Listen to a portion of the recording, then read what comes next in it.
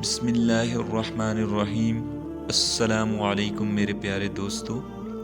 ایک حدیث میں حضور نبی کریم صلی اللہ علیہ وآلہ وسلم ارشاد فرماتے ہیں کہ 6 آدمی ایسے ہیں جن پر میں نے لعنت بھیجی ہے اور اللہ نے بھی ان پر لعنت کی ہے۔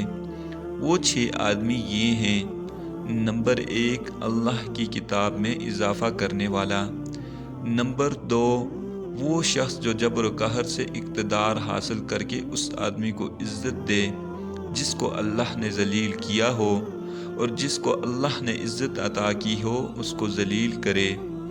نمبر 3، اللہ کی تقدیر کو جھٹلانے والا۔ نمبر 4، اللہ کی حرام کردہ چیزوں کو حلال سمجھنے والا۔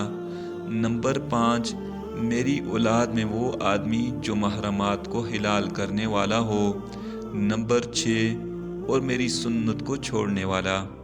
ایک اور حدیث میں حضور نبی کریم صلی اللہ علیہ وآلہ وسلم ارشاد فرماتے ہیں، جس کا ترجمہ یہ ہے، یعنی جو کوئی نامحرم پر بری نظر ڈالے اور جس کے اوپر نظر ڈالے، دونوں پر اللہ نے لعنت فرمائی ہے، بشرط ہے کہ جس پر بری نظر پڑی ہو اس کے ارادہ اور اختیار کو اس میں داخل ہو۔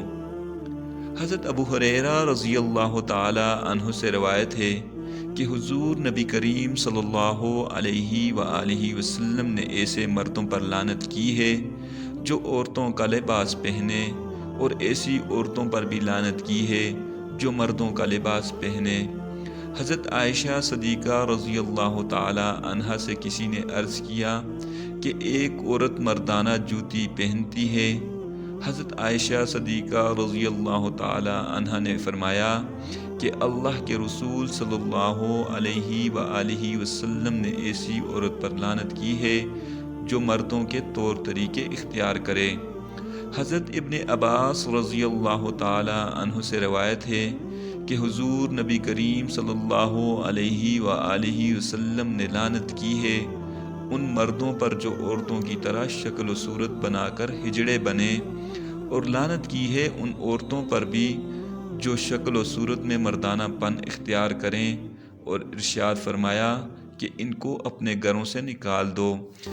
بخاری شریف میں ہے کہ حضرت عبداللہ بن مسعود رضی اللہ تعالی عنہ نے فرمایا کہ اللہ کی لعنت ہو گودنے والیوں پر اور گدوانے والیوں پر، اور جو یعنی باؤں کے بل چنتی ہیں تاکہ بویں باریک ہو جائیں، اور خدا کی لعنت ہو ان عورتوں پر جو حسن کے لیے دانتوں کے درمیان کشادگی اختیار کرتی ہیں، جو اللہ کی خلقت کو بدلنے والی ہیں۔